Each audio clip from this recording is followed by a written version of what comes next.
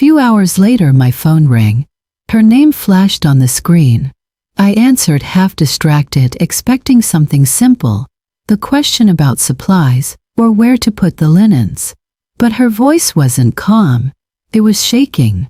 "Mrs. Brooks," she whispered, is anyone else supposed to be here?" My heart dropped. "No," I said slowly. "Why?" Silence. Then barely a breath. "There's a woman upstairs." That was the moment my world, and the truth I'd been living inside, began to split open. If you're listening to this now, take a deep breath. This story isn't just about fear. It's about what silence can hide. So before we begin, make sure you're subscribed to Family Shadows. Hit that like button if you love stories that make you feel something real. And tell me in the comments, what would you do if someone called you and said, "There's a woman in your house?" Now let's begin. It started out like any other Saturday morning. The sun was spilling through the kitchen window, warm and gold, lighting up the same little house I'd lived in for more than 30 years. Charleston was quiet that day, the kind of quiet that makes you believe life is gentle again. I just brewed my coffee when I glanced at the list stuck to the fridge. Clean attic, polished floor, finally call Ruth. I smiled at that last part. Ruth had been my best friend since high school. And after months of putting it off, I promised myself I'd meet her for lunch. The problem was I still had half the house to clean and my knees weren't what they used to be. So I called Ellie, this sweet college girl who sometimes helped me around the house for a little extra cash. She answered with her usual energy, "Of course, Mrs. Brooks. I'll be there in 20 minutes. By the time I'd showered and found my purse, she was already at the door. Ponytail, big smile, mop in hand. "You sure you don't want me to skip the attic?" she asked. "Those stairs creak like they're about to confess something." I laughed, waved her off. "If they confess, take notes for me." I left her with a spare key and instructions. Wipe down the study, dust the bookshelves, lock up when she was done. Then I drove downtown, windows down, the smell of salt and magnolia in the air. Ruth and I sat at this old cafe under a tangle of oak trees. We talked about everything: retirement, our kids, how men can be stubborn as a nail. I hadn't laughed like that in months. Then, right in the middle of her story about her new garden, my phone buzzed. I almost ignored it, but when I saw Ellie's name, something inside me sank. Her voice on the line wasn't cheerful. It was a whisper, broken by breathing that sounded like fear itself. "Mrs. Brooks, is someone else in the house?" I frowned, thinking she'd locked herself out or maybe mistaken a noise. "No, honey. I'm out with a friend." "Why? What's wrong?" There was silence, long enough for me to hear my own pulse in my ears. Then quietly she said, "Because there's someone upstairs." I heard footsteps. My hand went cold around the phone. "Ellie, get out. Right now. Don't go back for anything." I saw her, she whispered, her voice trembling. She was standing at the top of the stairs. Gray dress. She was just staring at me. I was already on my feet, nearly knocking over my coffee. Chairs scraped. Ruth's face drained of color as I tried to explain. "There's someone in the house." The drive home was a blur. Red lights, horns, everything melting together. I called 911, my words tumbling out faster than I could think. By the time I turned onto my street, the patrol car was already parked out front. Ellie was sitting on the porch steps, her face white as paper, hands shaking. I ran to her. "Are you hurt?" She shook her head, eyes glassy. "She was there, Mrs. Brooks. I swear. I was vacuuming, and I saw her reflection in the hallway mirror. She didn't move, just looked at me." 2 officers went inside, flashlights cutting through the shadows. I stood there, gripping the porch rail, every nerve in my body waiting to hear something, anything. But all I heard was the squeak of their boots on the wooden floor. After what felt like hours, one of them came back out. "We checked every room, ma'am. No one's in there. Doors were locked from the inside. Windows too. No signs of forced entry." I looked at Ellie, her hands still shaking. "Did you see her face?" She nodded slowly. Not clearly. Just pale. Like the light was trapped on her skin. The officer gave me a sympathetic look. The kind they use when they think you're overreacting. Probably just shadows, ma'am. Happens in old houses. Old houses. I'd heard that phrase too many times. I thanked them, though my voice was barely there. They left, and the sound of their car rolling away made the world feel too quiet again. I turned toward the open doorway. The house looked different. The air felt thick, heavy, like it was holding its breath. Inside, everything was exactly where I'd left it. My teacup on the counter. The folded blanket on the couch. But something in the stillness felt wrong. Like the silence itself was hiding something. Ellie stood in the living room, afraid to move. "Do you believe me?" she asked. I wanted to say yes. I wanted to tell her she wasn't crazy. But my mouth betrayed me. "But I don't know." She nodded slowly, eyes wide and wet. I don't think she was alive. I felt the words hit me in the chest. "What do you mean?" She didn't blink, Ellie whispered. And when I turned away, she was gone. The front door creaked as a gust of wind swept through. I felt it crawl up my arms, cold as water. The curtains shifted slightly, like someone had brushed past them. Ellie grabbed her bag. "I can't stay here." I didn't try to stop her. Watching her drive away, I felt smaller than I ever had in that house. For a long time I stood in the doorway looking up the staircase. Each step disappeared into the dark. I told myself it was just the house settling, just old wood and imagination. But that night I kept hearing her words. She didn't blink. I checked the locks twice, then a third time. The wind outside scraped branches across the roof. It almost sounded like footsteps. I sat in the living room, lights dim, eyes on the ceiling. Every small creak felt like a heartbeat that wasn't mine. When Howard came home later that night, I told him everything, the call, the police, the woman in the gray dress. He chuckled softly, rubbing my shoulder. "Honey, it's probably nothing. You've been tense lately. Old houses talk, you know that." But when he turned away, I caught something in his eyes, something too calm. I wanted to believe him. I really did.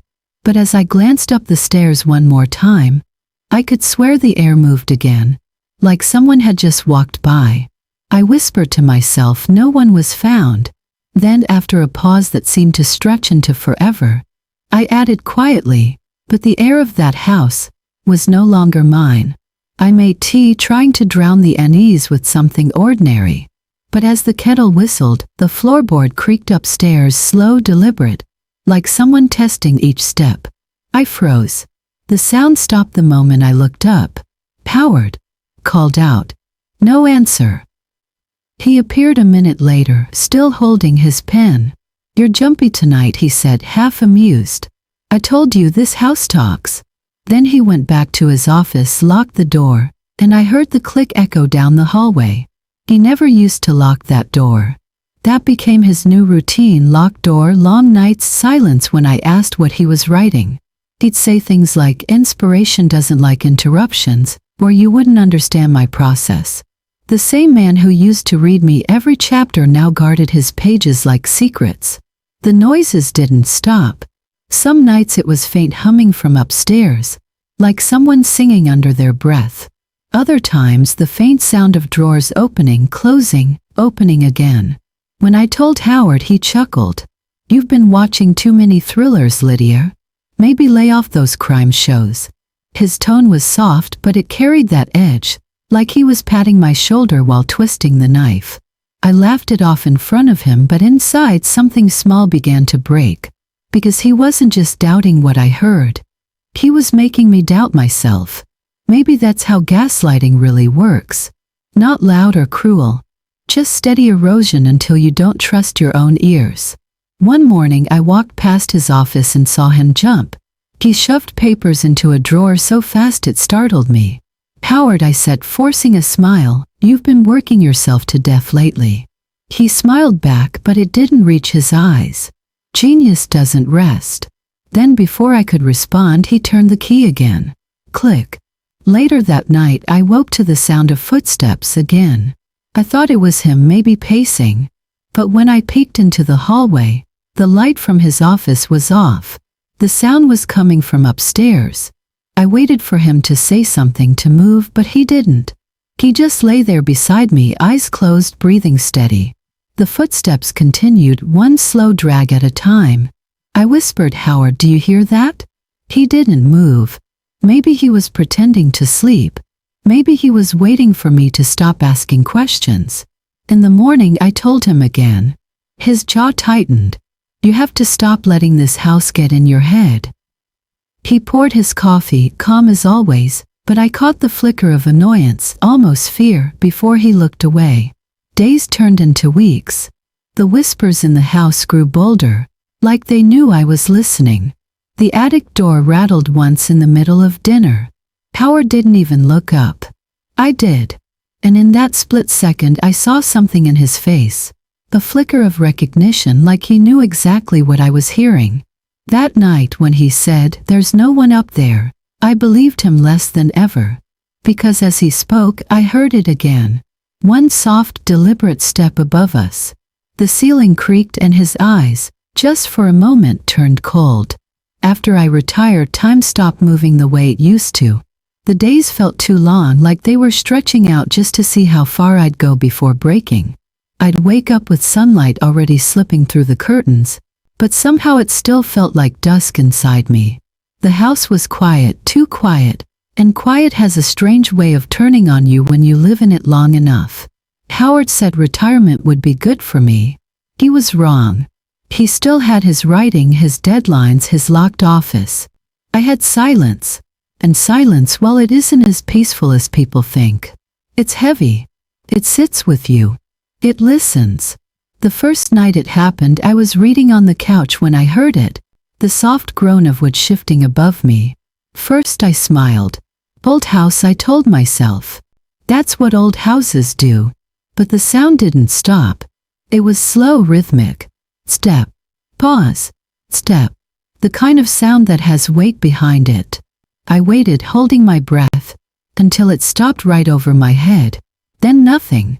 Just the faint hum of the refrigerator, the ticking of the clock, and my heart trying to catch up. When I told Howard the next morning, he didn't even look up from his notes. "Lydia," he said, "calm as always, old homes breathe. They creak, they settle. Don't let fear invent stories." He said it like a line he'd written 100 times before. But that night, the house started whispering again. Not words, not exactly, just noises that felt intentional. I heard a drip from the bathroom. I got up, checked the sink, the tub. Dry. The sound wasn't water. It was behind the wall, slow and steady, like a heartbeat trapped in plaster. I went to the kitchen to distract myself. That's when I smelled it, cigarette smoke. It hung low, thick and stale. Howard hadn't smoked since the 90s. Neither had I. I stood there with my hand on the counter, whispering to no one, "That's impossible." But it wasn't just a smell. It was memory, burned into the air like someone had just exhaled and walked away. The next morning, half the soup I'd made the night before was gone. I stared at the pot, at the ladle, at the faint ring of broth near the rim. I tried to laugh it off. Maybe I'd eaten more than I thought. Maybe I'd forgotten. But when I reached for the towel on the rack, it was damp, freshly damp, and warm, like someone had just used it. Howard came home that evening with that same charming distance he wore, like a suit. I told him what I found, my voice shaking even though I tried to keep it light. "Maybe you came down for a midnight snack? Or a shower?" I joked. He didn't even smile. He just looked at me and said, "You're making the attic your ghost, sweetheart." Then he patted my shoulder and walked away. That line, "your ghost," stayed with me all night. I tried to pray before bed. I hadn't done that in years. I sat by the window, the old Bible still smelling like cedar and dust. I whispered the same words my mother used to say, "Deliver me from fear." Right when I said amen, the light flickered. Once. Twice. Then the lamp went dark. The house sighed. An actual exhale, deep and low, as if something beneath the floorboards had just shifted its weight. The air turned colder. I told myself not to move, not to feed it, whatever it was. But my reflection in the window caught me off guard. I didn't recognize the woman staring back. The lines around her mouth, the tired eyes. She looked like she'd been waiting years for someone to talk to her. Maybe the house was just answering that wish. The next morning I found my rosary on the floor, beads scattered, cross snapped in half. I sat there staring at it, unable to decide whether I should pick it up or just leave it where it fell. I finally said out loud, "If you're here, you win. I believe you exist." The words came out shaky, like I was telling the truth for the first time. Howard didn't come down for breakfast. I heard his office door click, locked again. The sound echoed through the hall like punctuation. Period. End of conversation. All day the house seemed to breathe in and out. The curtains swayed though the windows were closed. Dust rose from corners where no one had walked. When I opened the pantry, I found an apple half-eaten on a plate I hadn't used in weeks. That night I sat in the living room, lights dimmed, listening to every sound. The creak above my head was back, slower now, heavier. Step. Pause. Step. And then a soft drag like fabric sliding along the floor. I whispered his name, Howard. But I already knew he wouldn't answer. The air smelled like old smoke again. Only this time it was mixed with something else, perfume. Faint floral, like lilies left too long in water. I thought of my sister, Eleanor. She used to wear that scent before she disappeared. I shook the thought off. Coincidence, I told myself. Everything's just coincidence. The lamp beside me flickered again, and in that brief pulse of light I saw it. The shadow of someone standing at the top of the stairs. Too still to be real, too solid to be imagined. Then the light went out. For a moment I sat there frozen, afraid to even blink. When I finally turned the lamp back on, the shadow was gone. Only the empty staircase remained, silent, patient, like it was waiting for me to come closer. I didn't. I just sat down again, my whole body shaking, trying to catch my breath. And for the first time, I let the truth crawl out of my throat in a whisper. If this house is haunted, maybe it's by the life I never truly lived. It was a Saturday morning when I decided to clean Howard's study. He'd gone to town for one of his writers' lunches. Those meetings he always said I wouldn't enjoy because they talked too much shop. The truth was that room had been locked to me for months. But that morning the key was still in the door. Maybe he forgot. Maybe I was meant to find it. The air inside was stale, thick with dust and old ink. His desk was cluttered with papers stacked like small, careful lies. Drafts, notes, printed pages covered in his handwriting, or so I thought. I started wiping the shelves, humming to steady myself. That's when my hand brushed against something wedged behind a stack of folders. A small brown notebook. Its cover was soft leather, worn at the corners, edges curled like it had been touched too many times. I opened it carefully. Inside, the handwriting was delicate. Elegant loops and long tails. Letters that leaned right like they were reaching for freedom. Definitely not Howard's. His writing was always stiff, square, and patient. I turned the first page and saw the initials EM written in soft blue ink. The date beneath it was from 10 years ago. My stomach tightened. Every line on the page looked familiar. They weren't diary entries. They were story ideas, chapter outlines, notes about characters and settings. And every single one of them matched Howard's novels, the ones that made him famous. My heart began to race. I flipped to another page. There it was again, the name of a fictional town, word for word from his third book. A description of a woman waiting by a window for a man who never comes home. Even the dialogue matched. She waited until the rain drowned her hope. That line was the one critics said made Howard's career. I sat back in his chair, the journal trembling in my hands. My first instinct was denial. Maybe he'd been helping a student, or co-writing under a pseudonym. But deep down something darker began to bloom. That feeling you get when your stomach already knows the truth before your mind catches up. Who was she? And why was her handwriting hidden behind his drafts? I thought about the old smell of perfume I'd noticed lately, the faint scent of lilies that didn't belong to me. I thought about the cigarette smoke, the food disappearing, the footsteps overhead. The realization came like a slow, sharp knife. Whoever EM was, she wasn't gone. My hand shook as I turned another page. There were small notes written in the margins, personal ones. He says I can write freely here. He promised no one would read this but him. He said I remind him of her. Her.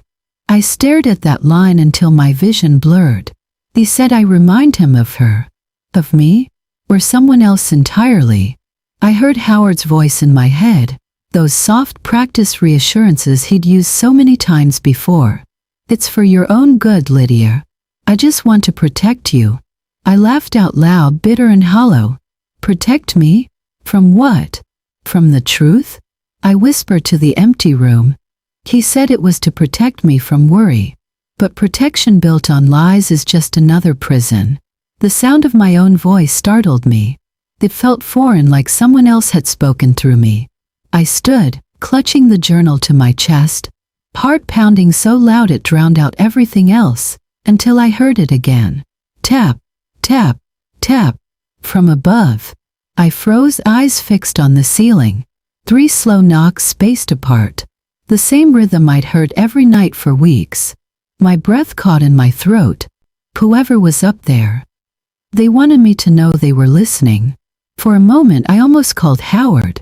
Almost. But then I looked around his study. His trophies, his awards, all the books lined up with his name shining on the covers, and I realized I couldn't trust him. Not anymore. I slid the journal under my sweater and left the room as quietly as I could. In the hallway the house felt heavier, like the walls were holding their breath. I locked his office door behind me just the way he always did. Back in the living room I sat down and opened the notebook again, reading until my eyes burned. The words felt alive, like someone had poured their soul onto those pages. There was passion, pain, and a strange kind of hope. Everything Howard's writing never had. It wasn't his voice.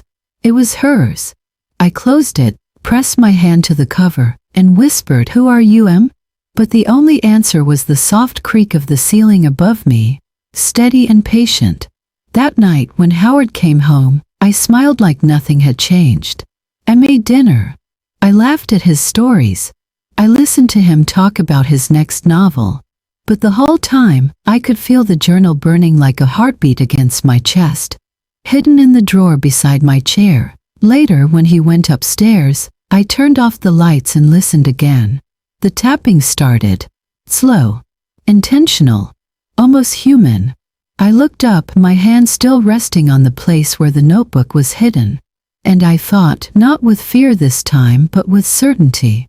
No one else might believe me, but that sound isn't a ghost. It's the truth trying to be heard. The first time I noticed the attic door was open, it was just a crack. Barely enough to see the thin line of darkness between the frame and the wood. But it was there. And it wasn't supposed to be. That door had been sealed for years, painted over and forgotten, the kind of thing you stop noticing because it never moves. Until it does. I called out, "Howard?" No answer. I took a step closer, the floor groaning under my weight. The faint draft came through the crack, cool, damp, carrying that same old smell of dust and something else, something like smoke. My hand trembled as I reached for the handle, but before I touched it, a shadow moved at the top of the stairs. Howard appeared, calm as ever, holding his glasses in one hand, a book in the other. "What are you doing up?" he asked, voice smooth, unbothered. "The attic door," I said quietly, pointing. It was open. He glanced up, eyes following my hand, then smiled, a strange, almost amused smile. "Old hinges," he said. "They shift with the weather. Leave it alone." Before I could reply, he stepped past me, closed the door with one hand and turned the latch. Click. That sound, it didn't feel like closing something harmless. Felt like sealing something in. He gave me a quick kiss on the forehead. "You need sleep," he murmured, and went back downstairs. But I stood there for a long time, staring at that door. The smell lingered. Old air, stale breath, and something faintly sweet. Later that night, I woke to the sound of running water. It was faint but steady, the kind of sound that doesn't belong at 2 in the morning. I slipped out of bed and followed it down the hall. The kitchen light was off, but the glow from the street lamp outside was just bright enough to see him, Howard, standing at the sink. He didn't see me. His sleeves were rolled up. In his hands a single porcelain plate, white and spotless, dripping water. He wasn't washing dishes. The plate was already clean. He was just wiping it, again and again, like it was a ritual. I whispered, "Howard?" He froze but didn't turn. For a long moment I thought he hadn't heard me. Then he set the plate down carefully, turned off the faucet, and finally faced me. "Couldn't sleep," he said, smiling faintly. "Thought I'd tidy up a bit." "In the dark?" I asked. He shrugged. "Didn't want to wake you."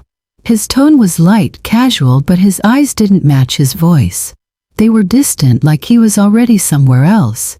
I nodded, pretending to accept it, and went back to bed. But I didn't sleep. I lay there, staring at the ceiling, every sound in that house amplified. The hum of the refrigerator, the creak of the pipes, the faint echo of footsteps that didn't always match his.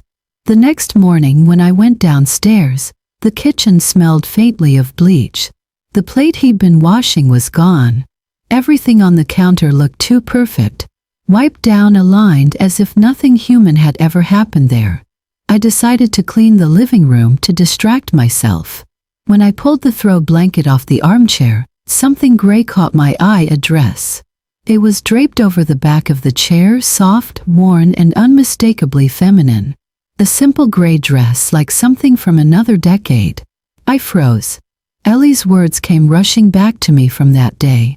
The tremble in her voice when she said, "There was a woman in a gray dress staring at me." My pulse quickened. I touched the fabric. It was cool, freshly washed, and smelled faintly of soap. My own soap. I looked toward the ceiling again. The floor above creaked once, long and slow, like someone had shifted their weight. I called out, "Howard?" But no answer came. He came home late that evening. His shirt sleeves were rolled, his hair a little damp. He kissed my cheek and said he'd been at the library researching. I almost believed him. But then when he walked past me toward the stairs, I saw it. Just for a second. The faintest trace of gray lint clinging to his cuff. "Howard," I said softly, "have you been in the attic?" He turned, brows furrowed. "The attic?" "No." "Why?" I wanted to tell him about the door, the smell, the plate, the dress. I wanted to say, "I'm not crazy. I know someone's up there." But I looked into his eyes, steady, calm, perfectly composed, and the words fell apart in my throat. He smiled, that same smile that never reached his eyes. "You really should stop letting that old house get inside your head." Then he went upstairs, closing his study door behind him. I stood there in the hallway, every nerve in my body screaming, because I knew what I'd seen. The door that opened itself. The plate that was too clean. The dress that didn't belong. The footsteps that came when he said there was no one. And when the ceiling creaked again, softer this time, like someone shifting just above the dining room, I finally let the truth settle inside me. Cold, sharp, undeniable. He wasn't eating. Who was he feeding? Howard left on a Thursday morning, suitcase in hand. His goodbye too short for a husband who might be gone a week. "I need inspiration," he said. His voice too casual, like he'd rehearsed it. "Don't let anyone in while I'm gone, Lydia. Especially anyone from the publishing house. Tell them I'm away and you don't know when I'll be back." He kissed my cheek, and for the first time in 30 years that kiss felt like a transaction, empty, practiced, final. I watched his car disappear down the cobblestone street, the taillights cutting through the morning mist. And when the sound of the engine finally faded, the house seemed to inhale, as if relieved he was gone. For a while I sat in silence. The ticking clock, the hum of the fridge, the creak of the old floors, all of it sounded sharper. It felt like the house had been waiting for this moment, waiting for me to be alone. By noon the doorbell rang. I hesitated before opening it. On the porch stood two people, the man in a tailored coat and a young woman holding a clipboard. "Mrs. Brooks," the man said briskly. "I'm Mr. Sterling, Howard's editor. We've been trying to reach him for weeks. He's not answering his phone. We need the manuscript he promised." I forced a polite smile. "He's gone to get inspiration," I said, repeating the lie I'd been fed. "He didn't tell me where." Mr. Sterling frowned. "Really? That's strange. Your neighbor said he sees the attic light on every night." My throat went dry. "The attic?" He nodded, impatient. "Yes. The man next door, Mr. Hambleton, I believe. He says your husband works late up there. He can see the light from his bedroom window." I laughed softly, but it came out wrong, too brittle. "There must be a mistake. We don't even use the attic." The young assistant glanced at me with concern. "Ma'am, are you sure everything's okay?" I could feel their eyes on me, weighing every word, every twitch of doubt. I mumbled something about calling when Howard returned, then closed the door, locking it with shaky hands. I leaned against it for a long moment, listening to my heartbeat pounding in my ears. The attic light. Every night. I walked through the house in slow circles, staring at the ceiling as if I could see through it. It had been weeks since I last dared to look at that door. I tried to convince myself that what I'd seen, what I'd smelled, what I'd felt were tricks of loneliness. But now the truth was pressing on me from all sides, seeping through the walls like damp air.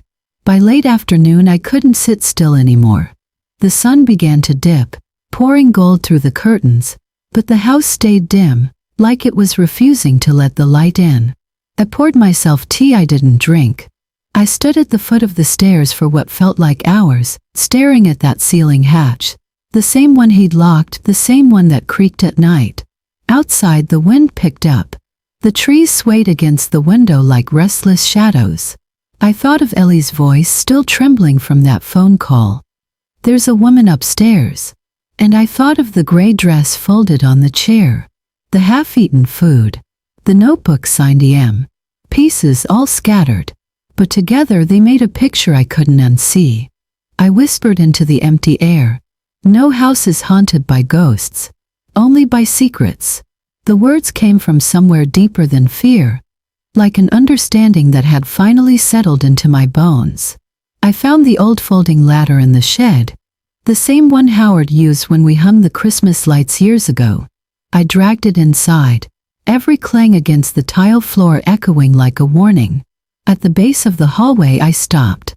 My hands trembled so hard the ladder rattled. But I forced myself to climb the stairs step by step until I reached the door above. The door he'd told me to forget. The latch was cold against my fingers. I hesitated only a second before pulling it. It gave way with a sharp metallic click, and the hatch swung open. The gush of air poured down, cold, damp, and thick with the smell of dust, paper, and something faintly sweet like old perfume. It wrapped around me, heavy and suffocating. I gripped the ladder tighter and whispered to myself, "Whatever's up there, I'm done being afraid of it." The house creaked again, a long, low groan that almost sounded like a sigh. I raised my flashlight toward the opening. The beam sliced through the dark, catching floating dust like tiny stars. My heart pounded so hard I thought it might shake the ladder beneath me. Then I took the first step up. The air from the attic fell over me. Cold, alive, almost breathing. The beam from my flashlight cut through the dark, trembling as my hands shook. At first all I saw were shapes, boxes, broken furniture, draped sheets.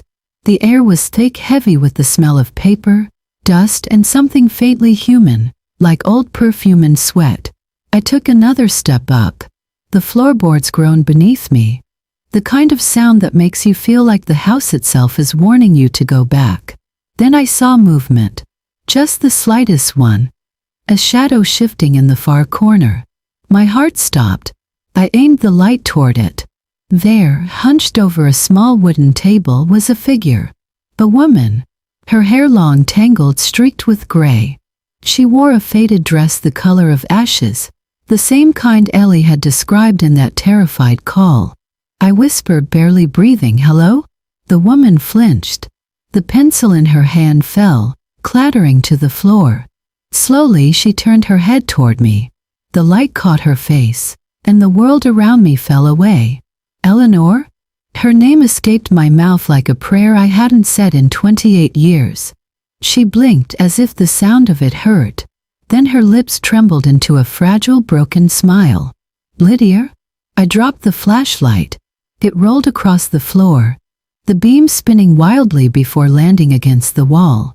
The dim circle of light revealed the space around her. Stacks of notebooks, empty cans, a mattress thin as paper. Everything reeked of time and confinement. I stumbled forward, my knees weak. No, this can't be real." I reached out, touching her hand. It was cold, fragile, bird-like. "We thought you were dead." Eleanor's eyes filled with tears. I almost was. My mind was a storm.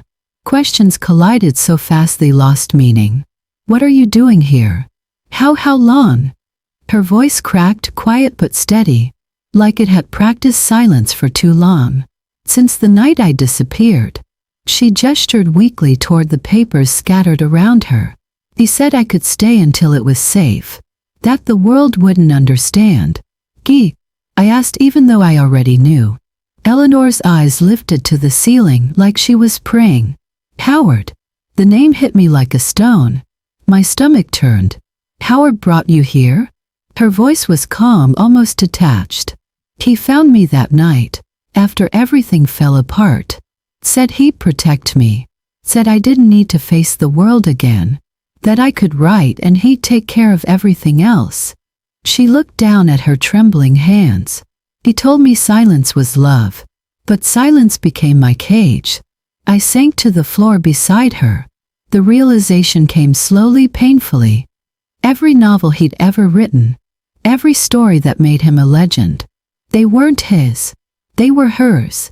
The delicate handwriting in the notebook, the emotion his stories never had until suddenly, miraculously, they did. It all made sense. Eleanor kept talking, her voice fading in and out like a confession to the dark. "First I believed him. I thought he was helping me. I didn't know he was selling my words, my pain. He said he'd only show them to the world if they had his name. That my name was too stained." I covered my mouth, trying not to cry. "You've been here all this time? In this attic?" She nodded. "Sometimes I'd hear you downstairs. You'd laugh or hum while you cooked. I wanted to call out so many times, but he said it would destroy you, that if you knew you'd hate me. So I stayed quiet. I thought I was protecting you too." Her shoulders started to shake. I wrapped my arms around her, feeling how fragile she was, like a whisper that could disappear if I breathed too hard. "Oh God, Eleanor." For a long moment neither of us spoke. The only sound was the faint buzz of the flashlight against the floor. Then, as if the words had been trapped in her chest for decades, she whispered. I kept writing because it was all I had left. My stories were the only way to remember who I used to be. I pulled back, tears blurring my vision. I looked around at her world, the faded pages, the ink stains, the marks on the floor where she'd paced in circles. I realized how blind I'd been. All those nights I thought the house was haunted, that ghosts were walking above my head. It wasn't a haunting. It was her. My own sister, alive, forgotten and used. My breath broke into a sob. "You wrote the life I lived blind to." Eleanor reached out, brushed my cheek with a trembling hand. "You couldn't have known," she said softly. "You built our lives on my silence. And now it's time for the silence to end." The light flickered again, weak and golden, falling across the pages of her unfinished manuscript.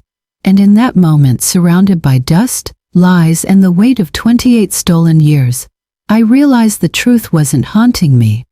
It had just been waiting to be found. Eleanor's voice trembled when she started, like the words had been locked inside her throat for decades. "It happened one night, years before I disappeared," she said. "There was this editor, Darren. He'd promised to help me publish my first book. I was so naive, Lydia. I thought he cared about my writing. Her eyes were far away, fixed on something I couldn't see. He cornered me after a reading. I told him no, but he wouldn't stop. Pushed him hard. He fell, hit his head on the edge of the fireplace. The sound, she closed her eyes. It never leaves you. I sat frozen. I wanted to comfort her, to say it wasn't her fault. But the words got stuck behind the horror rising in my chest. She took a shaky breath. Howard found me. I called him first. I didn't know who else to trust. He came that night, told me not to move, told me not to think. He said he'd handle everything. What do you mean, handle it? Her voice went quiet. He hid the body, buried it somewhere no one would find. He said it was to protect me, and to protect you. That no one would believe it was an accident. That a scandal would destroy the Brooks name. I pressed my hand to my mouth, the room spinning. So he kept you here to protect our reputation? Eleanor gave a hollow laugh. That's what he said at first. But it wasn't about protection. It was about control. About power. She gestured at the piles of papers stacked around her. He realized I could write. That my words were better than his. He said the world needed his name, not mine. That I should stay hidden, keep writing, and he'd take care of the rest. Her hands twisted together, trembling. For the first few years I believed him. I thought maybe I deserved it, that I had to pay for what I'd done. But then the books kept coming, one after another. My words, my characters, my stories. And you both smiled at him like he was a genius. I swallowed hard. Why didn't you tell me, Eleanor? Why didn't you try to reach me? Tears slipped down her cheeks, slow and silent. Because you loved him too much to believe me. That sentence cut deeper than anything else. But she was right. I'd loved Howard completely, blindly. I'd built my life around his voice, his comfort, his steady lies. She leaned back against the wall, eyes glistening. He used to say we were a team. That every marriage needs a secret to stay strong. But this wasn't a secret, it was a sentence. I reached out, gripping her hands tight. You don't have to stay quiet anymore. Eleanor shook her head. They'll come back, Lydia. He always comes back. Then we won't be here when he does, I said, my voice steady for the first time in years. Her eyes widened. You mean? Yes, I whispered. Well, tell the truth. The whole truth. She flinched like I'd spoken something dangerous. You don't understand. The world will tear him apart. They'll tear me apart. Maybe I said softly. But some things need to be torn down. Don't protect someone's sin at the cost of your soul, Eleanor. You've already paid enough. For a moment she didn't speak. Then slowly she nodded, her expression breaking into something fragile. Hope, maybe, or the memory of it. I pulled her close, feeling her ribs under my arms, her heart beating fast against mine. We'll end his story, I whispered, not yours. The attic light flickered once, then steadied, falling across the pages of her last unfinished manuscript. For the first time her words looked free. We went to the police the next morning. The sun hadn't even risen yet, and the whole world felt heavy, like it knew what we were about to do. Eleanor sat in the passenger seat, pale but calm, clutching the notebook she'd been writing in for almost 3 decades. I don't think she'd slept at all. Neither had I. At the station I did most of the talking. Her voice was too fragile, like it could crumble if she spoke too loudly. I told them everything, about the night of the accident, the attic, the lies, the books. The officer just stared at me, not sure whether to pity me or arrest someone right then. But when they went to the house it didn't take long. They found the grave behind the old magnolia tree, just where Eleanor said it would be. When they pulled the body from the earth she turned her head away. I held her hand and she whispered, that's where my freedom began, and where it ended. Howard was arrested 2 days later. He didn't run. He didn't even deny it. When they brought him in, his hair was still neatly combed, his tie straight. He looked at us both like we were strangers. Then, before they took him away, he turned to me and said, it was love, Lydia. Everything I did was love. I remember laughing soft, broken, like my body didn't know how else to react. Love? That word had built prisons and burned lives in my house. The trial didn't last long. The evidence was clear. Every story he'd ever written was hers. The letters, the drafts, the hidden notebooks, it all came out. The papers called it the ghostwriter case. They called Eleanor the woman in the attic. But what they didn't see was the toll it took on her. She'd lived too long in darkness, breathing secrets instead of air. The day before the sentencing, they called me from the hospital wing. Eleanor had collapsed in her cell. Heart failure, they said. She was gone before they could reach her. She left me a small envelope, folded neatly under her pillow. Inside was a letter, and on top of it a manuscript, her final story, The House That Wrote Me. The handwriting was shaky, but still hers. I sat in that empty room and read her words until the sun went down. Her letter began simply, "When my story is read, I'll finally breathe." I cried harder than I ever had in my life, because I knew she wasn't just talking about herself. She was talking about every woman who'd ever been silenced, every voice stolen, every truth buried under someone else's name. When the newspapers printed her story, the world reacted. People left flowers on the courthouse steps. Readers who'd loved Howard's books wrote letters of apology. Bookstores placed her manuscript in their windows. The title glowed under soft yellow lights. The House That Wrote Me by Lydia Brooks. Strangers wept. Others raged. The town that once called Howard a genius now whispered his name with shame. For the first time in decades, our family name didn't stand for deception. It stood for truth. I went back to the house one last time. The attic was empty now. The smell of dust and ink still lingered, but the air felt lighter, as if it had been waiting for her release too. I opened the window and let the light pour in. I sat by her old desk, the one Howard built years ago, and placed the manuscript on top of it. The papers glowed under the afternoon sun. I ran my hand over her name and whispered, "You're free now, Eleanor." Tears blurred my vision, but I didn't wipe them away. I wanted to feel everything, the sorrow, the relief, the justice, the love that finally meant something real. Down in town, I could hear church bells ringing. Somewhere, someone was reading her story aloud. And for the first time in a very long time, I believed that the truth had finally won. I closed my eyes, held the manuscript close to my chest, and let the light and the tears blend together until I couldn't tell them apart. The first copies of The House That Wrote Me arrived on a quiet spring morning. The sky was pale and soft, the kind that looks almost forgiving. On the cover, in elegant black print, was her name, Lydia Brooks. Not his. Hers. I ran my fingers across the letters and felt like the house itself exhaled with me. The book spread faster than I could have imagined. Within weeks, schools started teaching her story. I visited one in Charleston. Little girls in pigtails, boys with ink-stained hands, all listening as their teacher read aloud. Silence isn't peace. It's the space where truth waits to be spoken. One of the children looked up and asked, "Miss Lydia, was Aunt Eleanor real?" I smiled through the ache in my throat. She was as real as you and me. She just lived too long in the dark before someone opened a window. After that, letters began to arrive. Dozens at first, then hundreds. From women who'd lost their voices, from daughters who forgave, from sons who finally understood their mother's quiet strength. They all started with the same line, "Dear Aunt Eleanor." And every time I opened one, I heard her laugh again, faint but free. The attic is different now. The old floorboards still creak, but not like before.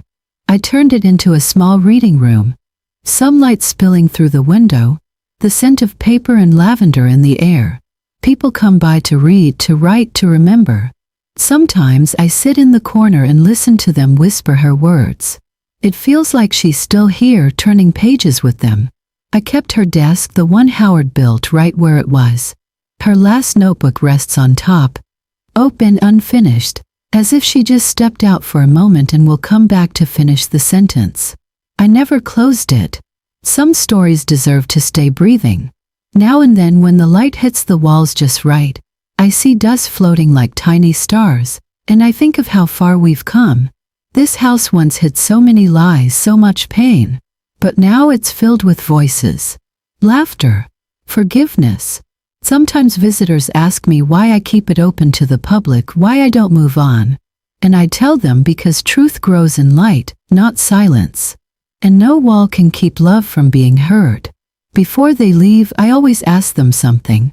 It's a question that still lingers with me every night before I turn off the lights. Have you ever kept a secret for love? And if you were me, if you were Lydia, would you forgive or reveal?